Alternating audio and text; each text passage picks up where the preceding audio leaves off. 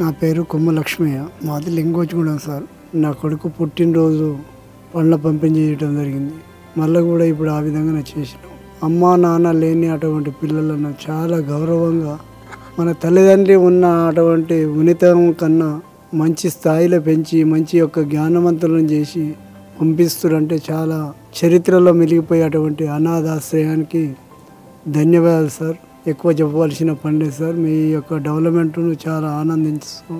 రేపు రాబోయే రోజులలో కూడా అందరూ కూడా ఈ యొక్క అనాథాశ్రయానికి సహకరించాలని మనవి చేసుకు ముగిస్తున్నాం సార్.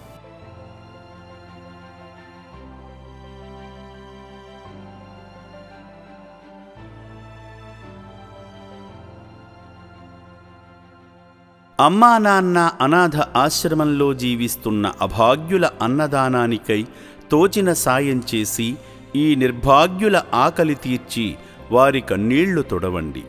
ఈ అనాథులను కూడా మీ బిడ్డలుగా భావించి వారి ఆకలి తీర్చడంలో భాగంగా బియ్యము, పప్పు, ఉప్పు, నూనె వంటి కిరాణా సామగ్రితో పాటు కూరగాయలను అందజేసి 3 పూటలా జరిగే అన్నదానానికి మీ వంతు సాయం చేసి చేయూతనివ్వండి.